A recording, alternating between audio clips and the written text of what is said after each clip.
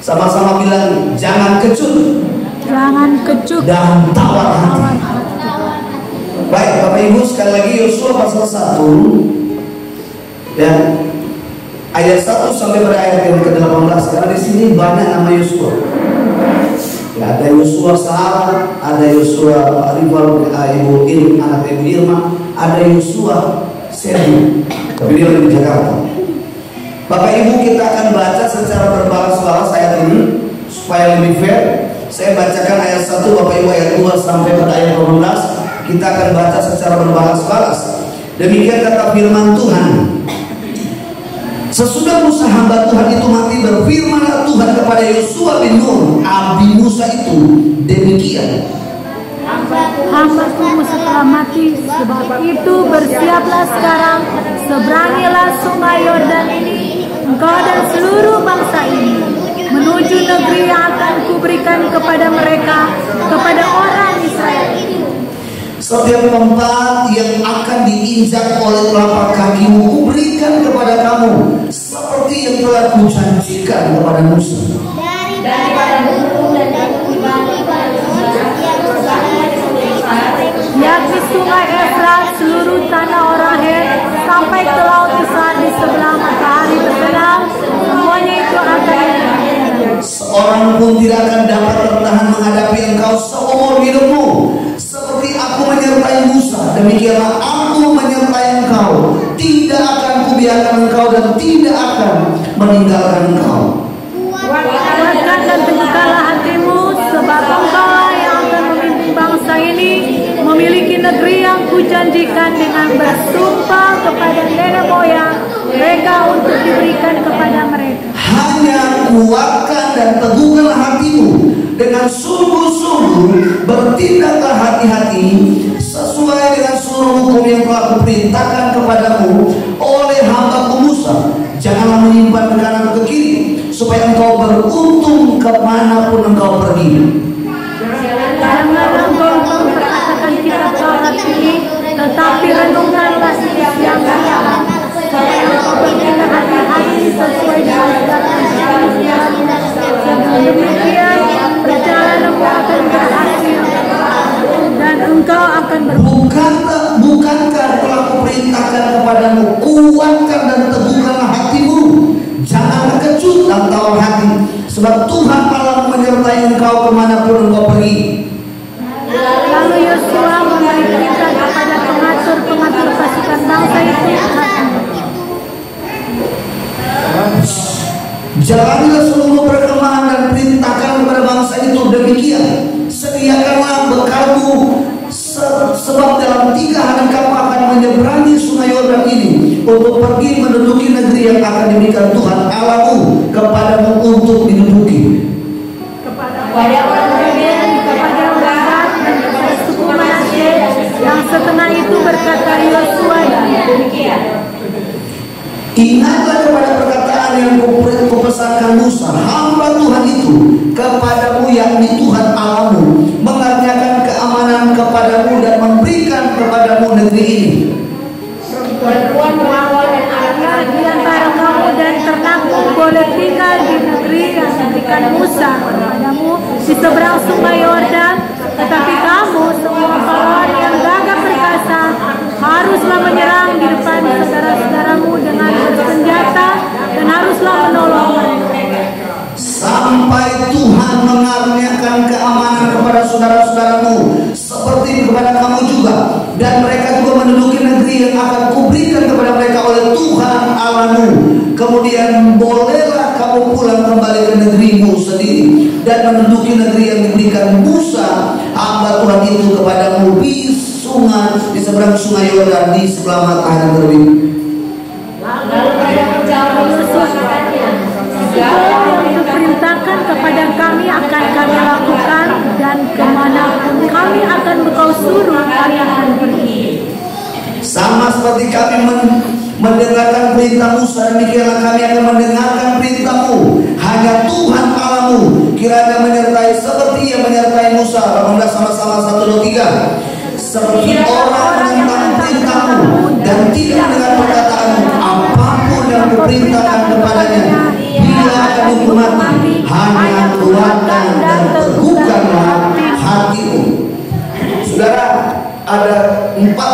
penting yang meneguhkan, mulai dari ayat 6, 7, 9, 10 itu dikatakan kuatkan dan teguhkanlah hati. Itu sebabnya hari ini temanya adalah jangan kecut dan tawar hati. Saudara, coba Bapak Ibu kita boleh merenungkan kembali firman Tuhan ini. Kenapa Tuhan memilih Yosua? Kalau kita baca kisah bangsa Israel ini ketika mereka masuk ke tanah perjanjian, Tuhan mengutus 12 orang dari setiap suku masing-masing. Jadi dari setiap suku mereka diutus 1 orang. Jadi mewakili 12 suku, maka mereka 12 orang. Sebelum mereka memasuki tanah perjanjian, mereka diutus untuk mengintai tentang negeri yang disampaikan oleh Allah dari Abraham sampai Musa, yaitu tanah Kanaan. Dikatakan tanah Kanaan adalah tanah yang penuh susu dengan madu. Ya. Artinya bahwa tanah Kanaan adalah tanah yang sudah disediakan Allah, tanah yang penuh berkat. Mungkin seperti Taman Eden. Dan tanah itu tidak sekedar memberikan berkat jasmani, tapi tanah Kanaan juga membangun kehidupan mereka dengan Tuhan. Nah, Bapak Ibu saudara-saudaraku yang dikasihi dan diberkati oleh Tuhan, ayat 1 dikatakan setelah Musa hamba Tuhan itu, hamba Allah itu mati, maka tugas itu dipercayakan kepada siapa? Yosua. Perhatikan baik-baik, Yosua diberikan gelar sebagai ahli Allah, sebagai ahli Musa. Kata ahli itu sebenarnya di bawahnya hamba. Kalau tadi kan hamba Tuhan, abdi berarti dia seorang murid, seorang pelayan daripada Musa. Kenapa Tuhan memilih Yosua? Yosua membantu Musa 40 tahun di padang gurun, yaitu melayani bangsa Israel. Berapa orang bangsa Israel keluar dari Mesir? Kurang lebih 1-2 juta orang. Kira-kira mudahkah mengatur orang yang begitu banyak? Di zaman itu air yang tidak serba gampang. Pada zaman itu makanan tidak serba mudah. Mana ada orang jual di padang gurun, saudaraku, restoran. Mana ada orang jual makanan, nasi bungkus, tidak ada. Namanya juga padang gurun. Daerah yang tandus, panas, tidak ada air. Itu sebabnya 40 tahun kalau kita bilang mereka bertengkar, mereka mengeluh, bahkan mereka menjadi orang yang tegar tengkuk. Mengapa 4 kali Allah meneguhkan kata kuatkan dan teguhkanlah hati? Kenapa? Mereka ini dijajah oleh Mesir selama berapa tahun? 430 tahun lama. Bukan 400 hari, 430 tahun lamanya bangsa ini dijajah. Bapak Ibu kalau baca ya kisah daripada bangsa Israel, mereka dipaksa kerja, ya, mereka diintimidasi, wanita-wanita hamil, ya, wanita-wanita Ibrani ketika mereka hamil melahirkan laki-laki, anak laki-laki, mereka akan dicekam, mereka akan dibunuh bayi-bayi. Itu sebabnya pada waktu Musa lahir, dia disembunyikan di peti dan dibuang ke sungai Nil. Kenapa? Karena bagi mereka bayi jenis gendernya laki-laki itu sangat berarti dan harus dilenyapkan. Bahkan Firaun memerintahkan supaya apa? Supaya wanita-wanita yang hamil yang bersalin itu jangan dibantu oleh para bidan-bidan. Tujuannya apa? Supaya mereka mati. Tetapi Allah menunjukkan kesetiaannya, Allah menunjukkan pertolongannya, sehingga wanita-wanita ini tanpa ditolong oleh bidan, mereka melahirkan yang selamat. Nah, Bapak Ibu kalau lihat ayat ini, Yosua itu artinya apa? Yosua itu artinya Tuhanku penyelamat. Ya. Kata Yosua itu artinya apa? Tuhan adalah keselamatanku. Jadi Yosua ini kalau diberi nama Yosua mesti jadi penyelamat. Nah, Makanya Bapak Ibu, nama-nama kita itu diberi nama, itu ada arti. Ini nama panggilannya anugerah. Ini namanya Israel. Jadi semua nama itu ada maknanya, saudara. Tapi banyak orang, saudaraku, namanya Musa. Saya punya tetangga almarhum sekarang. Namanya Musa. Hari-hari mabuk, saudara. Mabuk dan suka berkelahi. Saya pikir-pikir, salah kasih nama mungkin ya. Namanya Musa, pemabuk. Satu kali saudara dia pinjam uang di koperasi. Lalu kalau koperasi ini sudah lama dia belum bayar iurannya, cicilannya, kemudian ditagih rumahnya. Oh, Bapak Ibu tahu, dia pulang mabuk, dia datang, dia bawa pulang, dia mau potong orang koperasi. Namanya Musa. Saya bilang, waduh, ini luar biasa. Ya. Ada juga namanya Daniel. Sudah selidiki arti-arti nama di Alkitab. Itu ada maksud, ada nama yang punya arti, punya makna yang luar biasa. Ada Daniel kan pencuri. Sudah ada juga namanya Maria. Tapi sukanya gosip orang. Nama itu ada artinya. Saudara tahu Maria itu ibunya Yesus. Ketika dia mendapatkan berita bahwa janin yang ada dalam rahim bukan dari hubungan biologis dengan Yesus, dengan tunangan, tapi dikatakan dari Roh Allah, dan dia disebut bukan anak Yusuf, tapi anak Allah yang Maha Tinggi, sebab dari dialah yang akan menyelamatkan umatnya dari dosa. Saudara tahu, Maria itu digosipkan di setiap tetangga. Ih hamil dengan siapa? Masa tidak disentuh tiba-tiba hamil? Kan tak mungkin, kan logikanya jalan. Masa tidak disentuh oleh laki-laki tiba-tiba bunting, kan mana mungkin? Orang mulai hasut Yusuf, cerai Jo, cerai saja istrimu itu nggak benar. Kenapa? Kamu pergi dia selingkuh, kamu pergi dia berhubungan dengan laki-laki lain. Buktinya hari ini dia hamil. Makanya Yusuf ingin menceraikan apa? Maria secara diam-diam. Tapi dalam pertimbangannya Allah mengutus malaikat Gabriel bicara di saat lagi tidur. Yusuf, anak itu bukan dari hubungan biologis. Ambillah anak itu, namanya siapa? Yesus, yang artinya adalah penyelamat, yang akan menyelamatkan umat dari dosa. Lalu apa yang Maria lakukan? Maria menyimpan perkara-perkara Allah di dalam apa? Dalam hati. Maria gak sakit hati dengan apa yang dikatakan oleh tetangganya bahwa dia wanita gak benar. Karena Maria percaya bahwa apa yang terjadi atas hidupnya adalah anugerah Allah yang dia harus terima. Itu sebabnya malaikat bilang apa? Dia kasih salam kepada Maria, "Shalom, engkau adalah hamba yang dikaruniai." Akhirnya Maria bilang, "Sesungguhnya aku ini adalah hamba Tuhan." Kembali pada firman Tuhan ini, saudara, Yosua diberi gelar oleh Musa, oleh bapak rohaninya adalah Abdi Musa. Kenapa diberi Abdi? Karena Yosua ini adalah seorang anak rohani yang begitu selalu dekat dengan Musa. Yosua tidak hanya sekedar membantu, tapi Yosua banyak belajar bagaimana Musa mementor Musa, menuntut bangsa Israel, bagaimana Musa menghadapi hal-hal yang terjadi dalam kehidupan bangsa Israel. Ada dua orang dalam pengintai yang pada akhirnya berhasil, Yosua dan Kaleb. 10 orang itu pulang dan mereka bilang ke bangsa Israel, kita tidak mungkin masuk ke tanah Kanaan. Kita tidak akan mungkin akan tinggal di kota Yeriko. Kenapa? Karena mereka bilang lawan kita bukan orang sembarangan. Ada orang Amalek, ada orang enak di sana. Orang-orang yang besar, gagah, tinggi, bertato, pakai tombak senjata. Kita nggak punya apa-apa. Mereka keluar dari Mesir nggak punya apa-apa. Mereka nggak bawa apa-apa.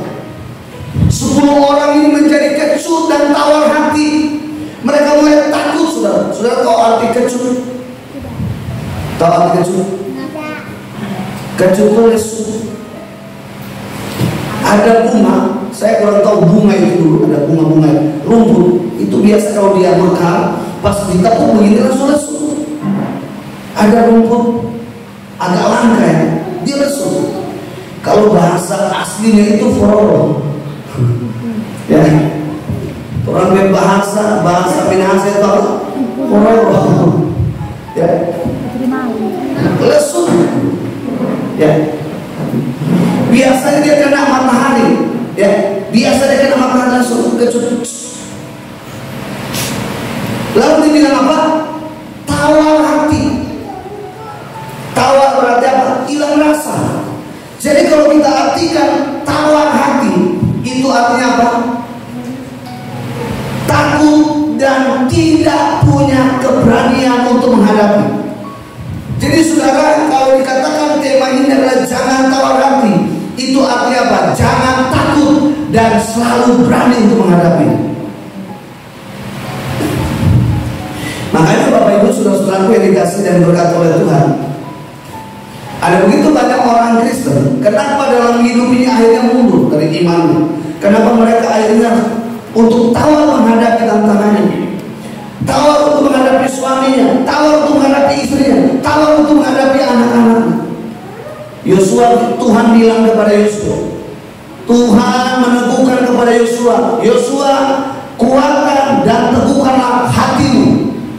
4 kali Tuhan katakan kepada Yosua, kuatkan dan teguhkan hati. Apa yang membuat bangsa Israel akan menjadi kesulitan dan tawar hati? Meskipun mereka melihat banyak pertolongan, Bapak Ibu di padang gurun, Tuhan menyediakan apa? Mana? Tuhan menyediakan makanan setiap pagi, siang, sore mereka makan. Di atas padang gurun ada air yang pahit. Ketika Musa membuang tongkatnya, air itu menjadi manis dan bangsa Israel minum dari air itu. Bukan hanya itu pertolongan Tuhan. Ketika Firaun mengejar mereka, Tuhan menolong bangsa Israel. Apalagi mereka berjalan di siang hari, Tuhan menyediakan apa? Tiang awan. Sehingga bangsa Israel ini berjalan tanpa merasakan teriknya matahari. Mereka berjalan seperti kita biasanya. Malam hari biasanya di padang gurun jam 1, jam 12 itu akan terasa dingin. Tuhan menyediakan apa? Tiang api. Sehingga bangsa Israel ini selama 40 tahun dalam penyertaan Tuhan.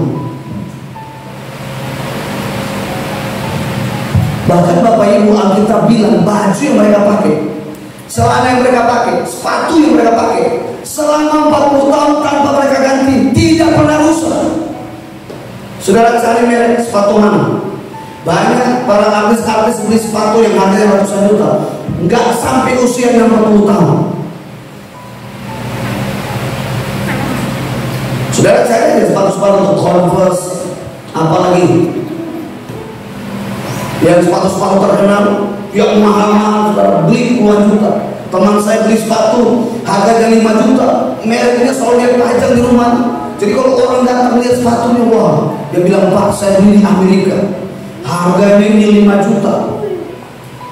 Bangga sekali. Tapi semahal apapun sepatu yang dia beli, Bapak Ibu tahu usianya cuma sampai 1 tahun 2 tahun langsung lenyap. Tapi Tuhan menyertai bangsa Israel 40 tahun sepatunya nggak busuk.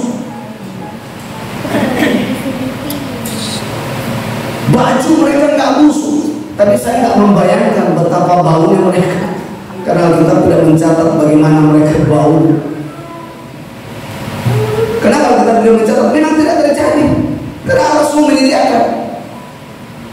Nah, Bapak Ibu saudara-saudara yang dikasihi dan diberkati oleh Tuhan, tugas Yosua sekarang ketika Musa hamba Tuhan meninggal, tugas Yosua, Bapak Ibu bisa lihat ayat 2 dikatakan begini, hambaku Musa telah mati, sebab itu bersiaplah sekarang, seberangilah sungai Yordan ini, engkau dan seluruh bangsa ini menuju negeri yang akan kuberikan kepada mereka, kepada orang Israel itu.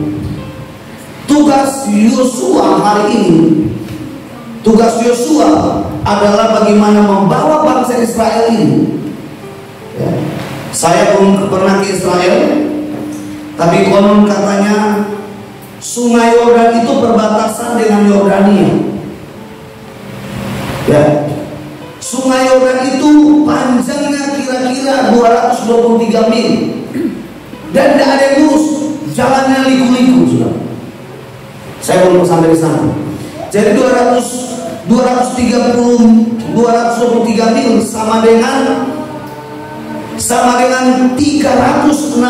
km panjang. Saya coba lihat kedalaman daripada sungai itu, saudara. Ya, saya coba melihat kedalaman dari sungai itu kurang lebih 50 meter.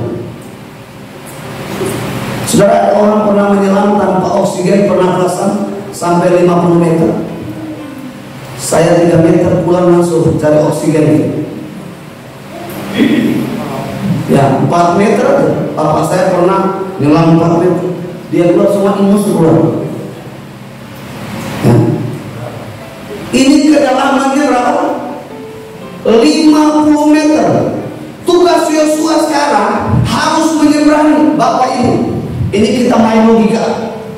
Kenapa Tuhan bilang kepada Yosua, kuatkan dan teguhkan hatimu? Yosua, kuatkan teguhkan hatimu. Yosua, kuatkan teguhkan hatimu.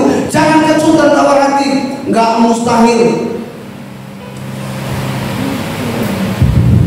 Bapak Ibu, ada yang bisa lewat, lompat sungai sepanjang itu, sedalam itu, untuk bisa ini lewati ribuan juta orang harus lewat ke sungai itu.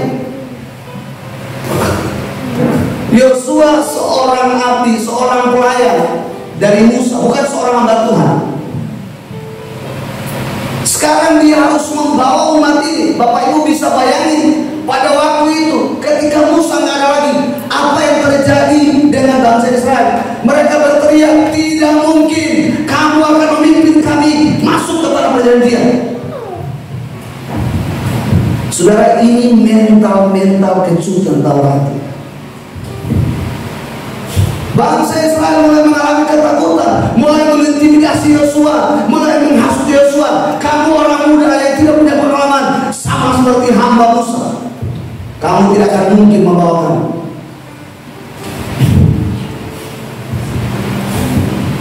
Bapak Ibu tahu apa yang Tuhan ajarkan kepada Yosua? Saya sebut namanya 4 hal, 3 hal. Saudara bisa, Bapak Ibu bisa lihat ayat 6. Ya. Ayat 6 kita baca sama-sama. 1, 2, 3. Kuatkan dan teguhkan hatimu, sebab engkau akan memimpin bangsa ini memelihara negeri yang kujanjikan dengan bersumpah kepada nenek moyang mereka untuk diberikan kepada mereka. Hal 1 atau hal pertama adalah milikilah hati yang kuat.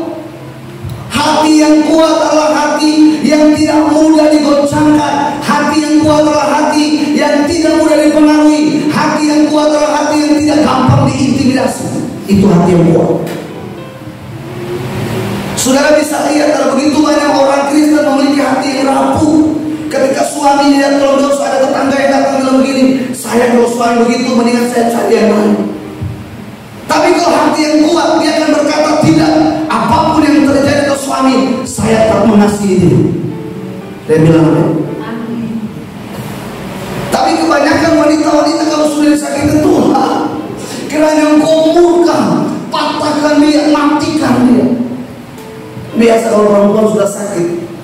Ada satu cerita teman saya, dia pelayan Tuhan, hebat, pengajar. Dia seorang, banyak yang memberikan training di bank. Satu waktu Bapak Ibu diberitakan ditelepon oleh polisi Israel. Ditelepon oleh polisi bahwa suaminya naik mobil dengan 4 wanita dan jatuh di sebuah sungai dalam keadaan mabuk. Sudah lalu pagi hari polisi telepon, apakah ibu punya suami namanya ini, dan berkata ya, itu adalah suami saya. Suami ibu kami temukan dia jatuh di sungai dengan 4 wanita. Dalam keadaan selamat, mereka saat ini diamankan di polisi. Ya. Lalu Bapak Ibu singkat cerita, istrinya malam itu dia marah sekali, dia buka sama suaminya dengan kurang ngajar. Setia apa saya sama kamu? Semua saya sudah berikan. Saya sudah setia. Saya wanita yang paling terbaik. Kamu main di belakang. Tahu nggak Bapak Ibu apa yang dia bilang? Malam itu dia bilang begini, biarin mampus suami saya, biar mati cepat supaya sepi ini rumah ini. Saya suka supaya suami saya ini mati. Sehingga kita datang ke kantor polisi, lalu mereka menyelesaikan persoalan itu. Ada seorang bapak sudah tua sekali. Bapak itu juga hamba Tuhan, jemaatnya sedikit, juga hamba Tuhan juga biasa-biasa. Bapak ini menghampiri teman saya ini, istri teman saya ini, dikatakan begini, ibu, ampun suami. Ibu ini karena memang dalam keadaan marah, dia gondok. Dia bilang enak aja pak. Dia sudah menyakiti saya. Dia sudah gak menjaga tentang apa, harga diri saya. Dia sudah injak-injak saya. Saya gak akan mengampuni. Anda Tuhan dia bilang apa? Bu, ibu belum sampai di titik. Itu yang menjadi pertanyaan dia. Titik ini maksudnya apa? Kira-kira berapa hari kemudian dia pulang di rumah, dia sambil merenung di atas lantai 2, dan dia lihat Tuhan Roh Kudus bukakan adegan tentang adegan film Tuhan Yesus. Cambuk Yesus dengan penuh darah. Lalu dia belajar ternyata saudara akan mengalami kasih karunia ketika kita dihianati orang, ketika kita disakiti orang. Yosua, kenapa Tuhan katakan harus engkau punya hati yang kuat? Karena bangsa ini zaman Musa mereka dikatakan bangsa yang tegak tengkuk, sulit diatur, pengalaman, memberontak. Bapak Ibu tahu mereka mendirikan penyembahan berhala dan melawan Musa, bahkan memolok mungkin Musa. Kenapa kau harus membawa kami keluar? Kami makan enak di Mesir, daging, sayur-sayuran di padang gurun. Makan apa? Makan uang.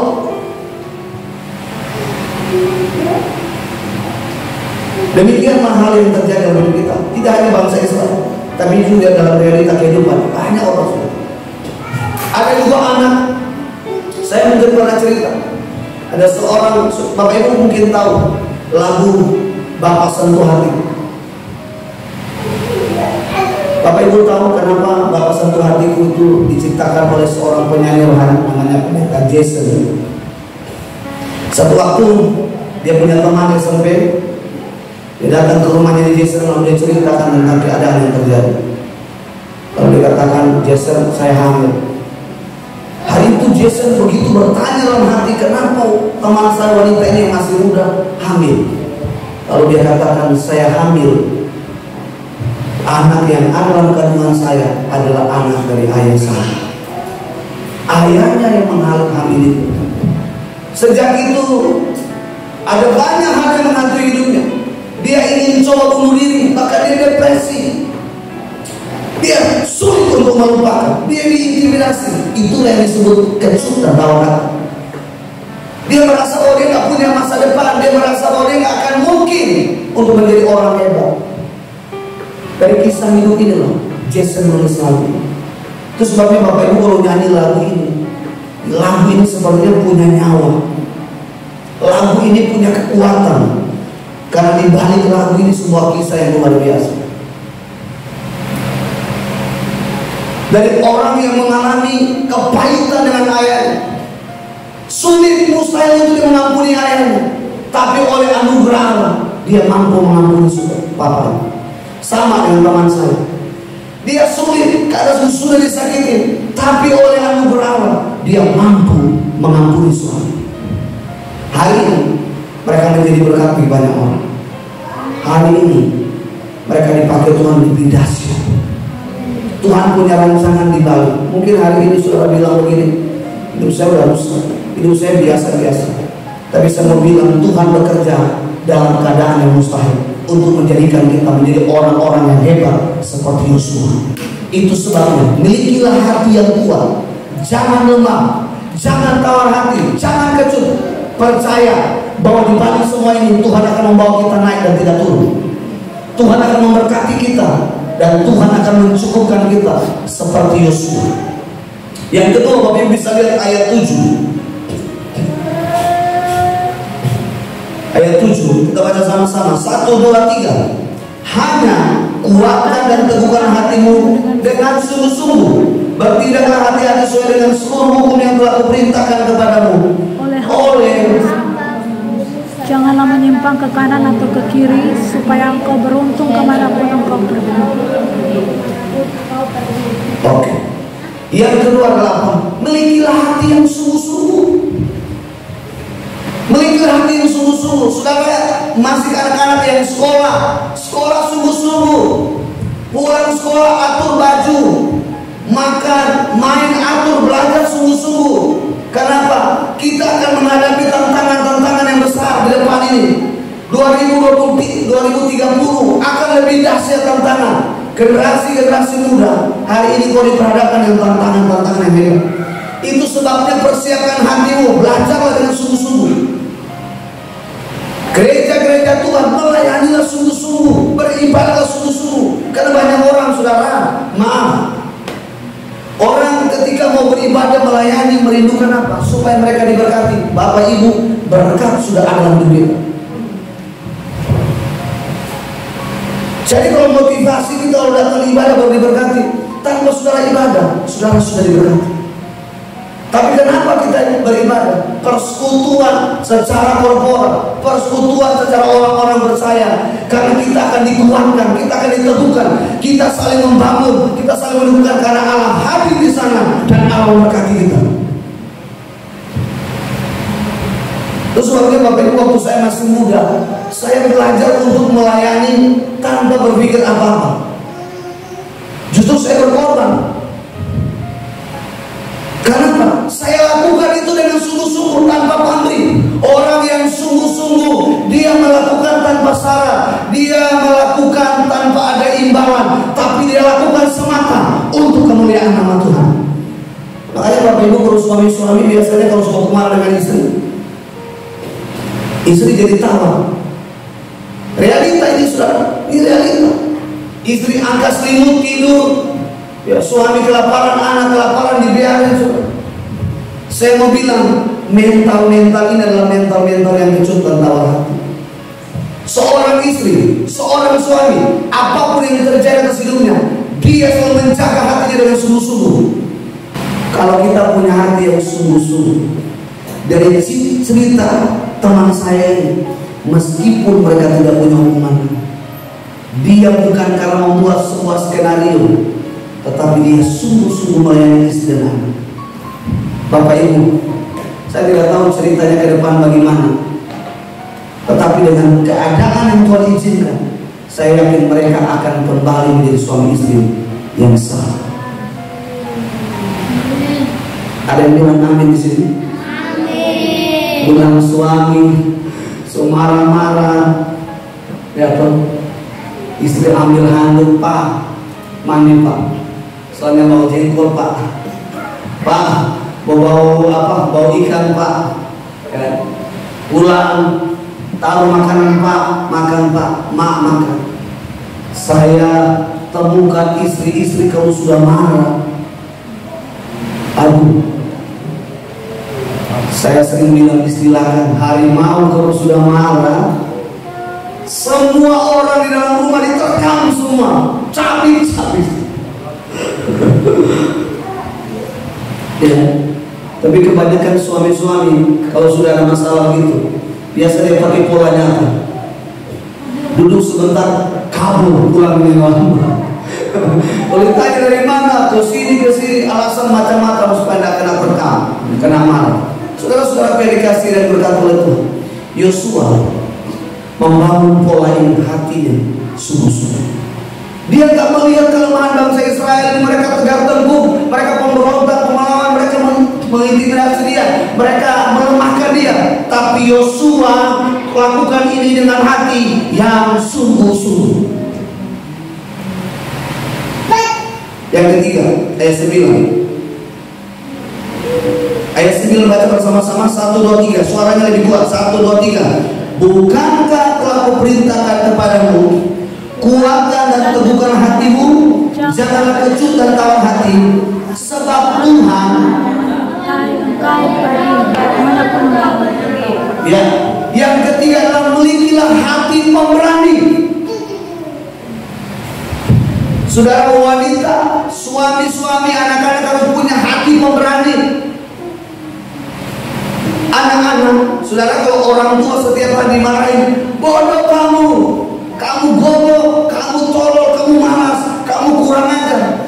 Itu kalau terus kita ucapkan, maka dia akan kehilangan semangat untuk belajar. Dia akan kehilangan kekuatan, keberanian untuk bisa tampil di depan. Dia akan menjadi cenderung menjadi anak yang minder. Betul ya?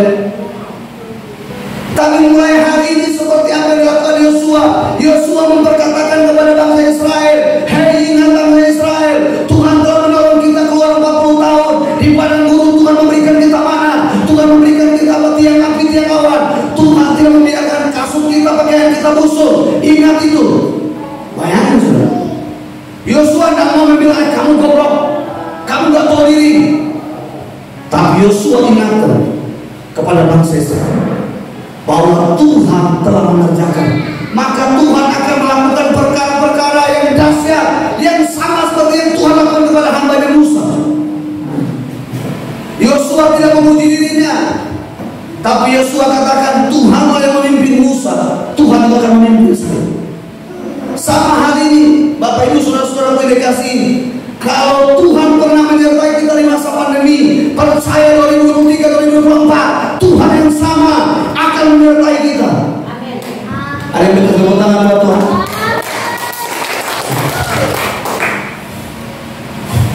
Punya hati pemberani. Ya. Dia kan sudah dalam keadaan begitu, sudah bilang begini, apa yang kita harus lakukan? Berani sekarang. Ya, berani. Saya waktu habis taman sekolah kita, saya pulang, terus om saya almarhum itu bilang begini, Demeli kamu bantu saya pelayanan. Saya pikir begini, kalau kita full time, pelayanan dalam perintisan mau makan apa? Gembala berdoa setiap hari, lagunya apa? Bapak Ibu tahu lagu? Kemurah. Saya bangun pagi, saya lihat beliau kalau nyanyi Kemurah. Baru ada nada-nada sedih, lebih dari, tidak ada intonasinya, kadang sedih, kadang meneguhkan. Bapak Ibu tahu, saya pergi dan melamar bekerja di depo air di Seribu. Teman-teman saya bilang begini, loh kamu sarjana, kenapa harus kerja di depo air? Saya tahu bahwa saya orang muda yang belum punya pengalaman. Saya harus belajar di bawah. Dan akhirnya diterima pada tahun 2010. Saya diterima kerja di situ, gaji saya 1.750.000. Masuk jam 7, pulang jam 10 malam. Makan tinggal di tanggung. Saya membiayai diri saya sendiri dan orang tua makhluk. Kita masih tinggal kontrakan di Maumbi, termasuk kakak saya di Aceh, belum membantu. Bapak Ibu sudah yang dikasih dan berkat oleh Tuhan. Kemudian 2010 saya ketemu istri saya, karena owner dari perusahaan itu di mana saya bekerja itu adalah sahabat dari istri saya. Ada saya ketemu, jatuh cinta. Saya rencana mau tulis cinta di depot air. Saya ketemu istri saya di depot air. Disitulah saya bekerja sebagai marketing di Andi Offset. Kalau Bapak Ibu lihat ada percetakan Andi Offset, ya komputer, buku-buku hani. Pertama kali saya kerja sebagai marketing. Dari depot air saya jadi marketing. Habis dari marketing saya naik di BPK Gunung Mulia. Habis itu saya kerja lagi di Plaza Bangunan dan seterusnya bekerja. Jadi Bapak Ibu sampai hari ini Pak Gembala ini melayani dan bekerja dan melayani.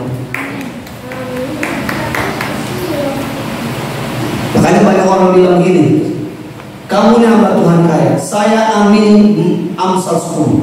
Tangan yang rajin menjadikan apa? Tetapi tangan yang lambat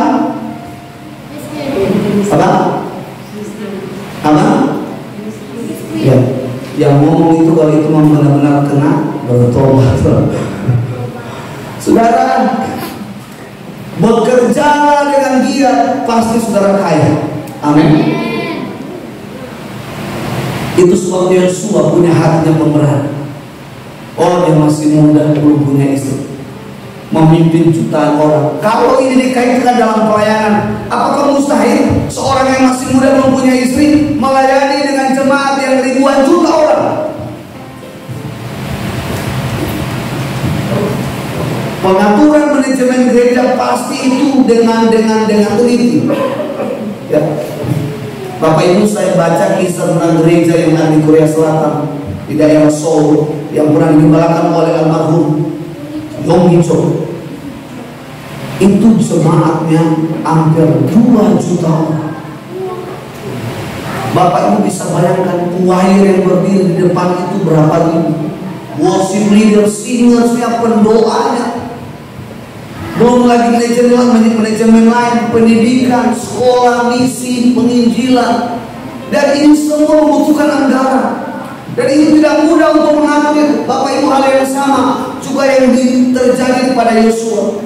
Tidak mudah, jutaan orang dia harus memimpin, mengatur mereka setiap hari mereka minum air. Sementara dia hanya dibantu, yang selalu setia adalah Yosua. Yosua bin Nun, bukan Yosua bin Sahara.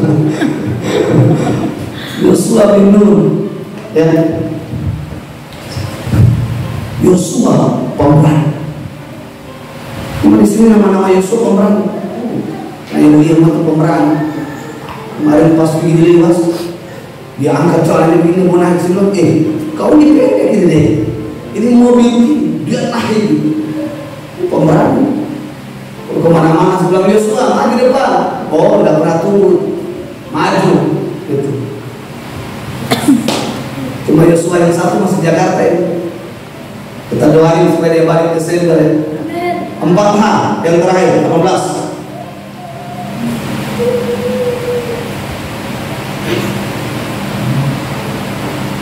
Ayat 18, kata sama-sama, 1, 2, 3. Setiap orang yang menentang perintahmu dan tidak mendengarkan perkataanmu, apapun yang kuperintahkan kepadanya, dia akan dihukum mati. Hanya kuatkan dan teguhkanlah. Sudah tahu ayat ini bilang apa? Keempat adalah apa? Yosua harus membangun pola, memiliki hati yang taat pada perintah Tuhan. Ada banyak orang Kristen tahu perintah Tuhan, tapi banyak orang Kristen sedikit untuk melakukan perintah Tuhan. Makanya banyak orang Kristen hanya mengeluh, Tuhan saya sudah melayani, Tuhan saya sudah beribadah, Tuhan saya sudah berdoa, saya sudah baca Alkitab. Tidak ada hubungannya dengan ketaatan. Kalau saudara taat, saudara akan mengalami seperti apa yang dialami Yosua. Kenapa? Tuhan mau ada tempat ini yang Yosua harus bangun. Tempat ini, saudara bisa lihat, ini yang menjadi kunci keberhasilan kepemimpinan Yosua pada zaman itu. Ayat 8. Ayat 8.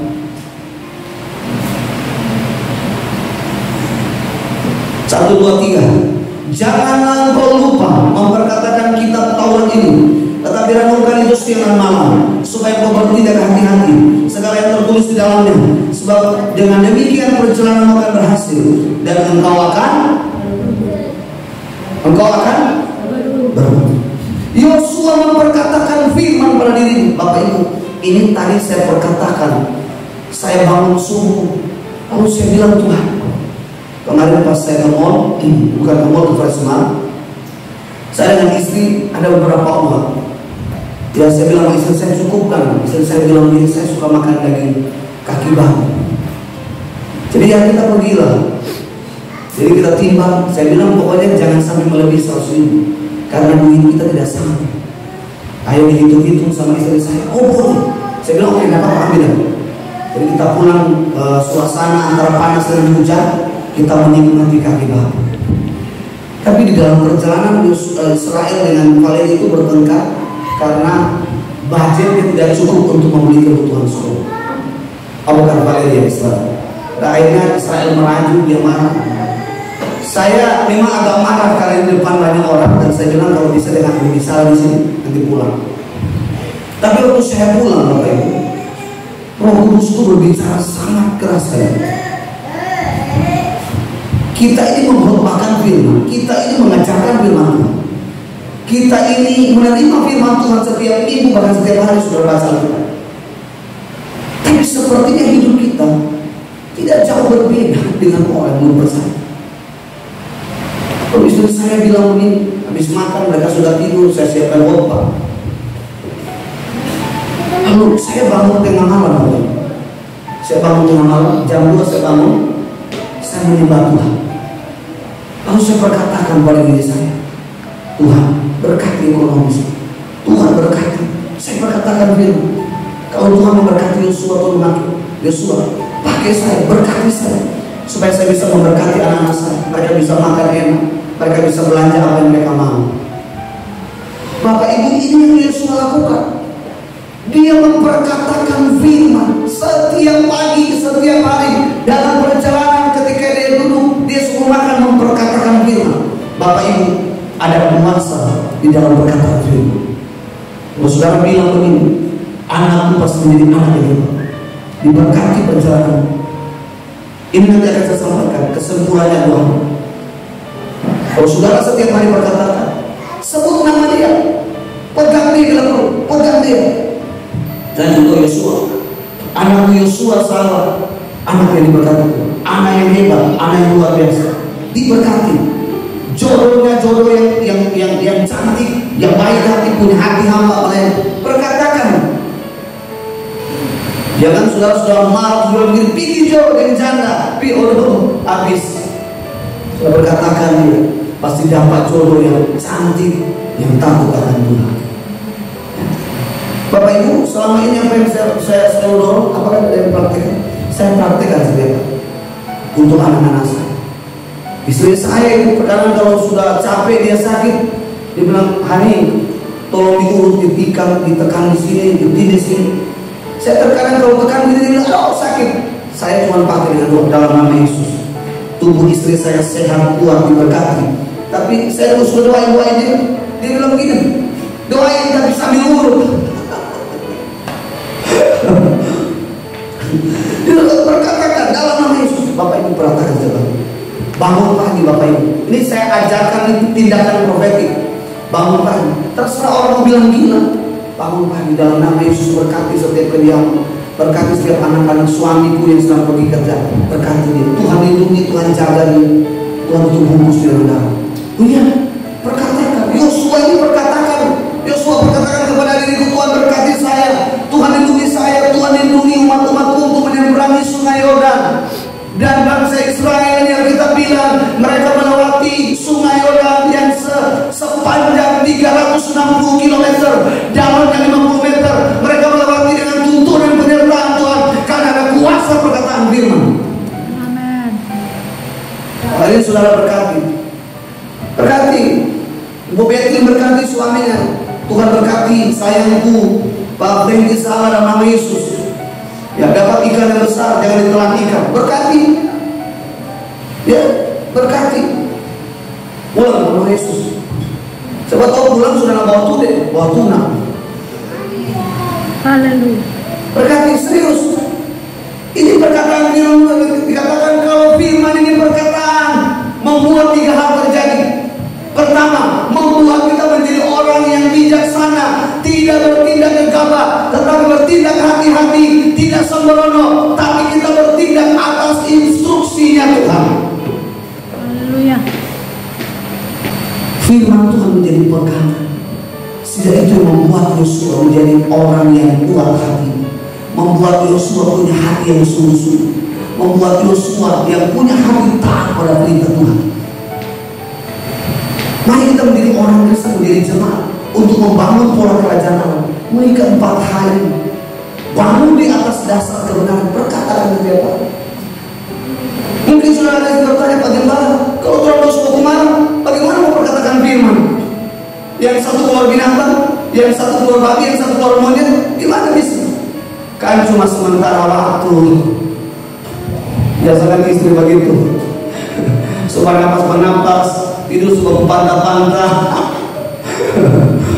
Tapi dalam hati, ini realita Bapak Ibu, dalam hati suami istri itu nggak usah berdusta, saling menyadari dan memang saling menyayangi. Dia suka pantah-pantah, ya apakah kita susah sembilan kan? Ya apakah kenapa tadi kita sudah emosi? Betul ya? Kata ada ibu bilang begitu, kita mau mana kalau boleh mana nggak usah tidur di sini. Ada banyak saudara rumah tangga yang saya konseling. Kemarin saya konseling untuk satu rumah tangga, anak pejabat.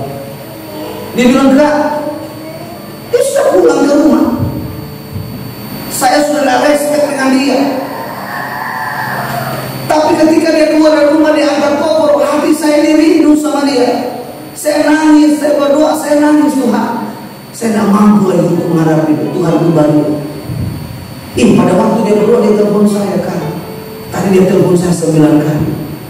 Dia cuma tanya mana anak saya. Saya bilang sebenarnya dia tanya kamu, tapi pura-pura dia tanya anak. Alasan begitu kan ibu kami kan. Kalau mamanya siapa ini Ibu Betty, Pak Franky itu dia telepon dari sana, Ibu Betty cerita. Dia tidak tanya Ibu Betty dulu, mana Ungke? Sebenarnya bukan dia tanya Ungke, dia tanya Keke itu. Pura-pura mana Ungke?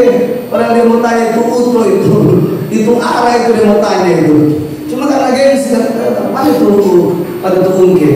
Itu laki-laki itu begitu. Sama kayak saya kalau telepon, istri saya tanya, masih pulang atau sudah enggak? Bilang mana Israel sama Fadil? Itu namanya bahasa meredakan badan. Coba kalau istri lagi kodok bilang begini saya, aduh, saudara akan dapat murka. Kalau saudara bilang begini, mana anak saya? Itu istri kalau dipukul dengan bahasa itu, saudara ada emosi. Itu emosi, langsung diam. Tapi kalau kita bilang begini, saya nggak usah marah-marah, aduh, itu pelurus naik akan muncul. Saudara belum sampai di rumah langsung tes nanti. Cepat ke IGD kalau nggak bisa berangkat. Ya. Kalau istri-istri kalau suami pulang saya, istri sekarang mesti pakai istri sama dengan orang zaman sekarang loh. Jangan ketinggalan gaul, itu opa-opa dari dulu dia panggil saya dan semuanya seperti saya. Jangan besok izin bentuk baby. Saudara, anak muda sekarang kalau dia panggil tuh macam-macam panggil. Istilah-istilah yang terkadang saya pelajari itu lucu. Tapi itu istilah-istilah mereka untuk saling mengingatkan mereka. Kita orang tua jangan ketinggalan. Soalnya biasa istri kalau dia panggil, saya dengan istri saya soalnya. Kalau istri saya misalnya panggil saya kan Hani, kan dia sok keluar, suami saya tetap manis. Tapi kalau sekodok, dia beli. Bukan Hani kasihan, madu surilah, madu suri makan apa ovu. Penyangat, sudah makan kasihan. Meli, saya bilang begini kasar sekali istri. Terkadang sudah pakai nama, woi, waduh, saya bilang gini, kenapa sudah jadi kerbau begini dipanggil, pakai woi. Ya, saudara, Yosua alami pertama, dia menjadi orang yang bijaksana. Kedua, dikatakan apa? Segala sesuatu yang Yosua lakukan, dia berhasil. Artinya bahwa sekalipun dia punya tantangan, bukan hanya melewati sungai Yordan, tapi dia akan menghadapi orang Enak, orang Amalek, orang Kanaan. Dia akan menghadapi. Itu sebabnya Bapak Ibu kalau lihat ayat 10 sampai 18, ya Yosua mengatur barisan pasukan dari setiap suku untuk menghadapi musuh-musuh lawan, menaklukkan supaya digenapi janji Allah mereka menduduki tanah yang penuh susu dan madu, yaitu tanah Kanaan. Yesus datang ke dunia ini sama seperti yang Yosua lakukan. Dia menghadapi musuh yang raksasa. Siapa yang dia lawan? Setan, Lucifer. Yesus menghadapi tidak hanya dia dihina, dia dicambuk, disalib, tapi dia dibunuh. Itu sebabnya Yesus memiliki apa yang dimiliki Yosua. Dia punya hati yang kuat, pemberani. Dia gak takut mati, sebab dia percaya janji Bapa. Di balik kematian ada kebangkitan. Saya dan saudara percaya kita mengalami kebangkitan. Janji Allah kepada Yosua ada dua. Tadi bisa tutup firman Tuhan ini. Ayat 3. Ayat 3 dikatakan begini, setiap tempat yang akan diinjak oleh telapak kakimu, kuberikan kepadamu seperti yang telah kujanjikan kepada Musa. Ini saya sebut adalah telapak pijakan yang berkuasa. Saudara tahu, kalau Tuhan menyertai hidup kita, pijakan kita, pijakan yang penuh dengan kuasa. Amin. Saudara, banyak sekali saudara. Ketika Tuhan Yesus datang ke sebuah daerah Gerasa, di situ ada orang gila. Dan ada orang gila tiba-tiba saudara, karena kehadiran Yesus, pijakan kaki Yesus ini mengandung kuasa berkat. Akhirnya merasa terusik. Setan-setan mulai goncang, setan-setan mulai gempar di daerah-daerah itu. Bapak Ibu tahu, pijakan Tuhan Yesus dan murid-murid itu punya kuasa. Yosua punya pijakan, punya kuasa. Makanya ingat Bapak Ibu, kenapa kalau Bapak Ibu masuk di rumah-rumah orang-orang yang masih dalam okultisme, kuasa gelap, ketika saudara hidup dalam Tuhan, dia merasa terusik, dia akan takut saudara, karena saudara punya api, saudara punya kuasa. Ingat, kuasa tidak hanya diperkatakan. Di mana saudara hadir, kuasa itu hadir. Paulus ketika menginjil di daerah Filipi, Bapak Ibu, pijakan mereka itu menggentarkan kota Filipi. Bahkan malam itu setelah mereka ditangkap di Filipi, dipenjarakan, mereka berdoa, terjadi gempa bumi yang luar biasa. Bahkan sendi-sendi penjara pun tergoyah. Yosua ini punya pijakan yang luar biasa. Makanya saudara, kalau saudara pergi, saudara melangkah, percaya bahwa langkah setiap pijakan kaki itu punya kuasa. Yang kedua, saya catat janji Tuhan. Yang ayat 3 dan 4, kita baca bersama-sama di ayat terakhir.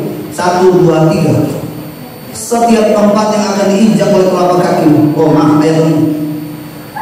Maaf. Ayat 4 kita baca selanjutnya, ayat 4. Ayat 4 dan 5. 1, 2, 3.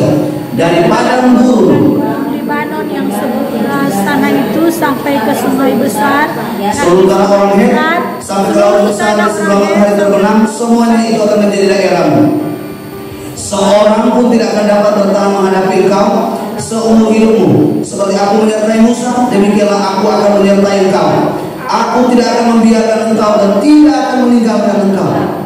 Saudara, janji Tuhan yang kedua kepada Yosua adalah apa? Kuasa yang tidak terkalahkan. Yosua punya kuasa yang tidak dapat dikalahkan. Baca ayat ini. Dikatakan tidak seorang pun sampai seumur hidup tidak akan bisa mengalahkan Yosua. Karena kekuatan yang Yosua miliki adalah kekuatan dari Allah. Kuasa yang Yosua miliki adalah kuasa dari Allah. Dengarkan baik hari ini. Kuasa kita bukan ada pada harta dan uang kita. Kuasa Allah bukan ada pada jabatan.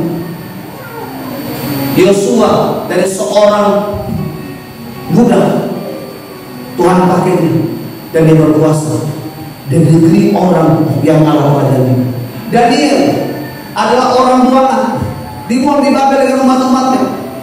Tapi Daniel akhirnya menjadi orang yang berkuasa karena dia punya kekuatan dari Allah yang tidak terkalahkan. Dia punya kuasa yang full, yang tidak bisa dikalahkan. Singa-singa pun akhirnya menjadi jinak oleh karena kuasa Allah dalam negeri.